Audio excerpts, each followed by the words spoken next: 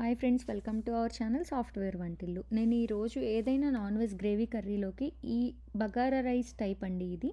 So ఇలాంటి rice చేసుకుని తింటే చాలా టేస్టీ ఉంటుంది. సో మీరు మటన్ కర్రీ అయినా పేర్ చేసుకోవచ్చు, చికెన్ గ్రేవీ కర్రీ అయినా, ఫిష్ కర్రీ అయినా ఏదైనా పేర్ చేసుకోవచ్చు అండి. చాలా సింపుల్ ఇది. దీనికి ప్యాన్ తీసుకుని ఒక 1.5 టీ స్పూన్ నెయ్యి వేసుకోండి ఫస్ట్. తర్వాత కొంచెం ఆయిల్. నెయ్యి వేసుకుంటే ఫ్లేవర్ చాలా చాలా బాగుంటుందండి. ఒకవేళ నెయ్యి లేకపోతే మీరు ఆయిల్ అయినా వేసుకోవచ్చు. జస్ట్ ఫ్లేవర్ కోసం నేను నెయ్యి యాడ్ చేశాను. దాని తర్వాత మెయిన్గా వేసేది ఏంటంటే షాజీరా అండి. సో బగారా రైస్లో తెలంగాణ సైడ్ షాజీరాని యూజ్ చేస్తారంట. సో షాజీరా, తర్వాత 5 to 6 లవంగాలు, చిన్న చెక్క ముక్క వేసుకుని దాని తర్వాత ఒక బిర్యానీ ఆకు, ఇవన్నీ కొంచెం మంచిగా హీట్ అయ్యి ఫ్రై అయ్యే వరకు ఉంచుకోవాలండి. సో దీని తర్వాత ఓన్లీ ఈ ఇంగ్రీడియంట్సేనండి మనం వేసుకునేది.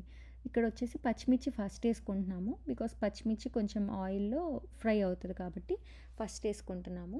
కొంచెం ఫ్రై అవ్వగానే మనం ఆనియన్ వేసుకోవాలండి. నేను దీనికి 5 పచ్చిమిర్చి తీసుకున్నాను, చీలికల్లా కట్ చేసుకున్నాము. ఒక ఫుల్ ఆనియన్ తీసుకుని అది కలర్ చేంజ్ అయ్యే వరకు ఫ్రై చేసుకోవాలండి. చాలా సింపుల్ రెసిపీ. మీకు నార్మల్ రైస్ ఉడికేదానికన్నా ఒక్క 5 మినిట్స్ ముందు ఇలా చేసుకోవడానికి ఒక్క 5 మినిట్స్ ఎక్స్ట్రా అవుతుంది అంతే. సో నార్మల్ రైస్ కుక్కర్లోనే పెట్టి చేసుకుంటాం మనం. ఇప్పుడు ఇక్కడ చూస్తే మీరు ఆనియన్ కలర్ చేంజ్ అవుతుంది. కలర్ చేంజ్ అవ్వగానే కొంచెం ginger garlic, 1 teaspoon ginger garlic paste, ఎక్కువ అక్కర్లేదండి. సో అది పచ్చివాసన పోయే వరకు మనం ఫ్రై చేసుకోవాలి. అది పచ్చివాసన పోయాక ఒక హ్యాండ్ఫుల్ ఆఫ్ కొత్తిమీర, హ్యాండ్ఫుల్ ఆఫ్ పుదీనా. ఇది నేను ఈ క్వాంటిటీ వచ్చేసి 3.5 కప్స్ ఆఫ్ రైస్కి చేసుకున్నా అండి. సో 3.5 కప్స్ రైస్ అంటే నార్మల్ రైస్ కప్ మెజర్మెంట్తో 3.5 కప్స్ రైస్కి సరిపోయింది. ఇది చాలా బాగుంటుందండి ఫ్లేవర్. ఇది మేము మటన్ కర్రీతో పేర్ చేసుకున్నాం. సో మీరు కూడా మటన్ ఆర్ చికెన్ దేంతో అయినా పేర్ చేసుకుని ఒకసారి ట్రై చేయండి. సో నెక్స్ట్ టైం నుంచి ఇంకా మీరు వైట్ రైస్తో తినరు, ఇదే ఈజీ కదా అని ఇదే చేసుకుంటారు. సో అవన్నీ పచ్చివాసన పోయేలోపు మనం బియ్యం కడిగేసుకోవాలి. బియ్యం ఏం నానబెట్టుకోవసరం లేదండి, జస్ట్ అది ఫ్రై అయిన లాస్ట్లో బియ్యాన్ని కడుక్కొని పెట్టుకుంటే సరిపోతుంది. సో ఇక్కడ చూస్తే మీరు అవి కూడా ఆనియన్ బాగా ఫ్రై అయ్యింది అండ్ కొత్తిమీర పుదీనా కూడా ఫ్రై అయ్యి దగ్గరికి వచ్చేసింది. ఇలా దగ్గరికి రాగానే అంతే అండి, ఇంకా స్టవ్ ఆఫ్ చేసేసుకుని మనం నార్మల్ రైస్ వండుకుంటాం కదా రైస్ కుక్కర్, దాంట్లోనే ఇదంతా వేసేసుకోవాలండి. సాల్ట్ ఇక్కడ వేసుకోవచ్చు, రైస్కి ఎంత పడుతుంది అనేది చూసి. మీరు సాల్ట్ కొంచెం తక్కువగానే వేసుకోవచ్చు, ఎందుకంటే ఆల్రెడీ కర్రీలో సాల్ట్ ఉంటుంది కాబట్టి మనం రైస్లో ఉప్పు ఎక్కువ ఉండేలా ఏం వేసుకోవాల్సిన అవసరం లేదు. సో నేను బాస్మతి రైస్ తీసుకున్నానండి. సో బాస్మతి రైస్కి ఏంటంటే 1 కప్ ఆఫ్ రైస్కి 1.5 కప్ ఆఫ్ వాటర్, కాబట్టి ఇక్కడ నేను 3.5 కప్స్కి సరిపడా వాటర్ వేసుకుంటున్నామండి.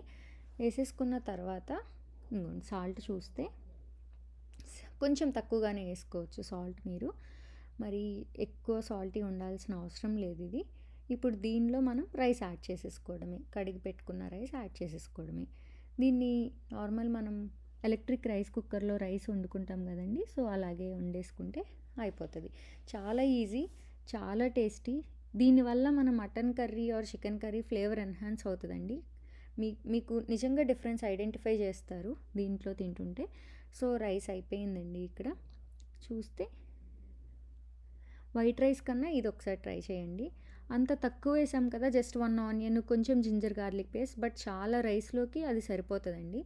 సో నేను దీన్ని ఆ రోజు మటన్ కర్రీ ఉంటే దానిలోకి పేర్ చేసుకున్నాం. మీరు చూస్తే చాలా పులుకులుగా వస్తుందండి 1 కప్ ఆఫ్ రైస్కి 1.5 కప్ ఆఫ్ వాటర్ వేస్తే. సో హోప్ మీరు ఇలా రైస్ చేసుకుని ఈ సండే ఎంజాయ్ చేస్తారు అనుకుంటున్నాను.